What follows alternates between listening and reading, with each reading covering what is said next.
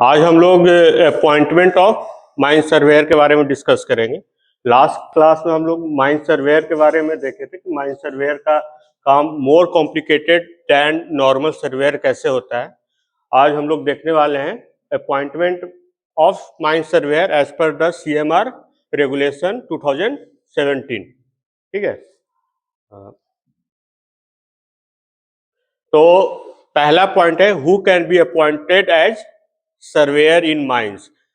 इन mines में surveyor as a surveyor appointment के लिए एलिजिबिलिटी क्राइटेरिया क्या है, क्या उसके पास होना चाहिए एलिजिबल होने के लिए to work as surveyor. So the points in blue is from the CMR, directly quoted from CMR. The statement written in blue is directly from CMR 2017. तो क्या स्टेट करता है, at every mine one or more person holding surveyor certificate. every mine, each and every mine, her mine में एक surveyor होना चाहिए और surveyor appointment के लिए उसके पास सर्वेयर सर्टिफिकेट होना चाहिए। Must hold surveyor certificate, shall be appointed to be the surveyor. उसको जिसके पास सर्वेयर सर्टिफिकेट है उसको एज ए सर्वेयर अपॉइंट किया जा सकता है। और सर्वेयर का काम क्या है, to carry out survey levelling, to carry out survey levelling, और उसके बाद उसको प्लान्स एंड सेक्शन प्रिपेयर करना है। प्लान्स एंड सेक्शन प्रिपेयर करना है as per the rules and regulation of the CMR।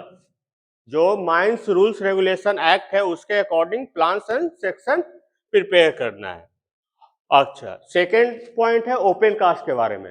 Provided that in case of mine having open cast working only, अगर open cast working ही है, सिर्फ underground नहीं है, ओपन कास्ट वर्किंग में surveying कर रहा है, तो उस केस में जो सर्वेयर है वो उसके पास जो सर्टिफिकेट होगा restricted to open cast mines only होगा।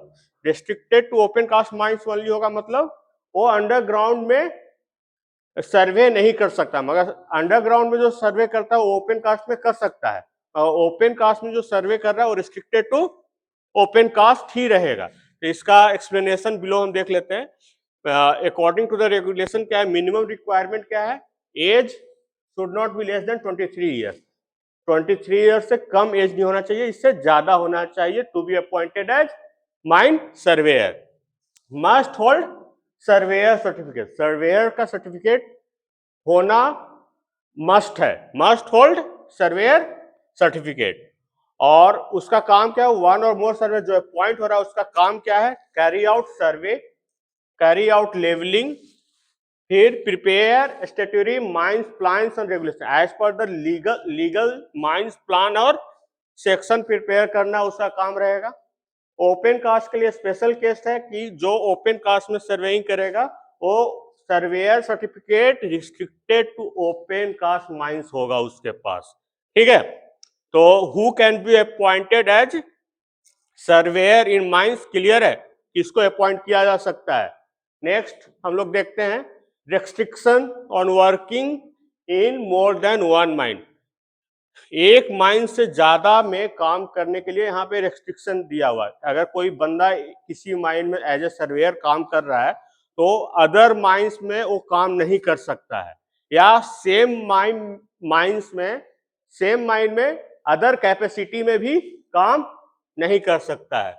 सो no person shall be appointed as a surveyor of more than one mine. एक माइन से ज्यादा का सर्वेयर अपॉइंट नहीं किया जा सकता है किसी को, और in any other capacity in the same mine, same mine में दूसरा कैपेसिटी दूसरा पोस्ट पे अपॉइंट नहीं किया जा सकता है without the previous permission in writing of chief inspector. अगर किया जाता है तो prior permission of chief inspector का उसमें चाहिए, रिटन परमिशन चाहिए, सब्जेक्ट टू कंडीशन, जो कंडीशन स्पेसिफाइड होगा उसके हिसाब से उसको किया जा सकता है appoint with written permission of chief inspector.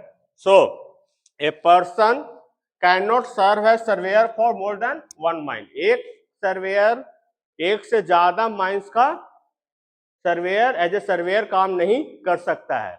और क्या, work in any other capacity, कोई दूसरा कैपेसिटी में भी सेम माइन में भी काम, सेम माइंस में भी काम नहीं कर सकता है। जिस माइन में एज ए सर्वेयर काम कर रहा है उसी माइन में कोई दूसरा कैपेसिटी में चाह ले कि काम करवा ले तो भी नहीं कर सकता है।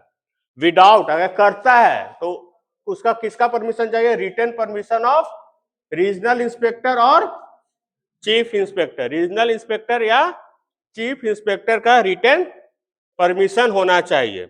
अगर परमिशन मिलता है तो उसका कंडीशन क्या है? सबको कंडीशन क्या है अगर परमिशन दिया जाता है? Permission may be granted only when mines average output is less than 2500 tons per month average output से कम अगर है तब उसको परमिशन दिया जा सकता है। तो क्या कंडीशन क्या है? Average mines output is less than 2500 ton per month. Permission can be revoked at any time, किसी भी टाइम पे परमिशन को खत्म किया जा सकता है, रिवोक किया जा सकता है, वापस लिया जा सकता है। क्लियर है? नेक्स्ट, फिर कितना सर्वेयर को किसी माइन में रखना है वो किस पे डिपेंड करता है? स्केल पे, प्रोडक्शन स्केल पे डिपेंड करता है कि हम कितना सर्वेयर को अपॉइंट करेंगे किसी भी माइन में।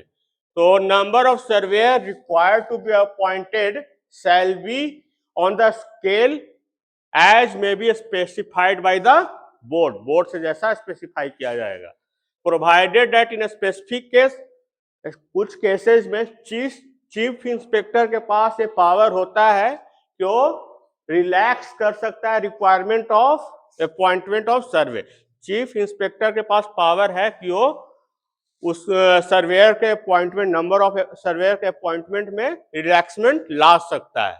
ठीक है, तो अगर 8000 टन पर मंथ से अगर आउटपुट कम है, बिलो 8000 टन से आउटपुट कम है तो सर्वेयर कितना रहेगा? 1 सर्वेयर रिक्वायर्ड रहेगा। अगर आउटपुट मेरा 8000 टन से ऊपर जाता है तो 1 सर्वेयर तो रहेगा ही, और plus 1 additional surveyor for every 15,000 ton के लिए रहेगा, और पार्ट देयर ऑफ या उससे कम के लिए एक सर्वेयर रहेगा। हर 15,000 पे एक सर्वेयर एड ऑन हो जाएगा। ठीक है, तो पॉइंट्स क्या नोट करने का है? ये आउटपुट कैलकुलेट करने का, for calculating the above output, जो 8000 और कैलकुलेट किया गया या 15,000, वो कैलकुलेशन के लिए only half the output obtain from deep layering operation, जो डीप लेयरिंग ऑपरेशन से जो आउटपुट मिल रहा है उसका सिर्फ हाफ आउटपुट को हम कंसीडर करेंगे, और from open cast shall be taken into consideration.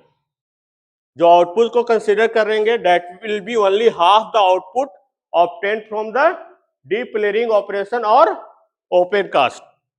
ठीक है, रीजनल इंस्पेक्टर या chief inspector may by order in writing, जो भी है ऑर्डर राइटिंग में देगा, और उसके पास पावर है परमिट करने का, रिलैक्स करने का, मॉडिफाई करने का रिक्वायरमेंट ऑफ सर्वेयर, सर्वेयर के रिक्वायरमेंट को रिलैक्समेंट करने का, परमिट कम करने का, बढ़ाने का, मॉडिफाई करने का उसके पास पावर है। वो रिटन में ऑर्डर निकालेगा। ठीक है, फिर responsibilities when more than 1 surveyor is appointment, कोई भी माइंस में अगर एक से ज्यादा सर्वेयर अपॉइंटेड है, किसी भी माइन में एक से ज्यादा सर्वेयर अपॉइंटेड है तो सबको अपना काम बांटना होगा। ठीक है, तो if a mine has more than 1 surveyor, each shall carry the duties and responsibilities of the surveyor for the part and section of the mine. जो पार्ट और सेक्शन जिस सर्वेयर को असाइन किया जाएगा वो अपने पार्ट सेक्शन का responsibility full लेगा। ठीक है, तो वो पार्ट और सेक्शन कौन असाइन करेगा? ऑनर, एजेंट और मैनेजर। ऑनर, एजेंट या मैनेजर पार्ट सेक्शन डिवाइड करेगा हर सर्वेयर को, जो अपना अपना सेक्शन देखेगा उसका रिस्पॉन्सिबिलिटी लेगा। provided the owner, agent, manager shall appoint a survey, one of the surveyor to be responsible for the preparation and maintenance of the plans. उतने सारे सर्वेयर में से एक सर्वेयर को अपॉइंट किया जाएगा जो पूरे सर्वेइंग को लीड करेगा, पूरे प्लान्स, मेंटेनेंस, कोऑर्डिनेशन को, सभी सर्वेयर के बीच में कोऑर्डिनेशन को मेंटेन रखेगा, एक लीड सर्वेयर रहेगा। तो ऑनर, एजेंट या मैनेजर एक सर्वेयर को, ऐसा एक सर्वेयर को अपॉइंट करेगा जो सारे सर्वेयर को कोऑर्डिनेट करेगा। To be prepared, maintain under the regulation, shall also be responsible for coordination, overall supervision, coordination के लिए रिस्पॉन्सिबल रहेगा और ओवरऑल सुपरविजन के लिए रिस्पॉन्सिबल रहेगा। तो अगर मल्टीपल सर्वेयर है तो पहला क्या है, division of duties, her surveyor को ड्यूटीज डिवाइड किया जाएगा। Each surveyor must be assigned specific section part in writing, जो पार्ट और सेक्शन असाइन किया जा रहा है हर सर्वेयर को, उसको इन राइटिंग ऑर्डर देगा। तो वो कौन है जो उसको पार्ट से सेक्शन डिवाइड करने वाला? ऑनर हो सकता है, एजेंट हो सकता है, या मैनेजर हो सकता है। उसमें एक को लीड सर्वेयर अपॉइंट करेगा, सारे सर्वेयर में से एक लीड सर्वेयर रहेगा जो पूरे को कोऑर्डिनेट करेगा। तो one surveyor must be designated as lead surveyor, और उसका काम क्या है, responsible for preparation, maintenance of all statutory plans, सारे काम जो हो रहे हैं, प्लान्स बन रहे सारे उसके सुपरविजन में होगा, उसके गाइडेंस में होगा। Coordination of all survey work, जितना भी सर्वे का काम चल रहा है सबको कोऑर्डिनेट करना है। Supervision of entire survey team, survey का पूरे टीम को सुपरवाइज करना उसका ड्यूटी है। This ensure standardisation and accuracy of mine plan, इससे क्या होता है कि माइंस का जो प्लान बनता है वो स्टैंडर्ड रहता है और एक्यूरेट रहता है। ठीक है, एडिशनल पॉइंट्स कुछ है। when a surveyor works for more than one mine with permission, जब एक माइन से ज्यादा में काम कर रहा है तो उसको पहले चीफ इंस्पेक्टर या रीजनल इंस्पेक्टर से परमिशन लेना है, और परमिशन मिल गया है तो क्या है, they must obtain prior written permission, काम करने से पहले उसको रिटन परमिशन लेना जरूरी है। किससे? रीजनल इंस्पेक्टर से। Surveyor is responsible for accuracy of every plan, section and tracing they prepare, जो प्लान बना रहे हैं, सेक्शन बना रहे हैं या ट्रेस कर रहे हैं, उसका एक्यूरेसी का फुल रिस्पॉन्सिबिलिटी उस सर्वेयर पे ही रहेगा। ठीक है, कुछ उसमें अगर एरर आता है तो फुली वो उसका रिस्पॉन्सिबिलिटी लेगा। तो इसीलिए the surveyor must sign each such plan, सारे प्लान में सर्वेयर का साइन होना जरूरी है। ठीक है, when multiple surveyor work in one mine, जब एक माइन में एक से ज्यादा सर्वेयर जब काम कर रहा है तो only one surveyor is authorized to sign the final statutory plan, जो फाइनल प्लान बन रहा है उसको एक ही जो लीड सर्वेयर है वही साइन करेगा।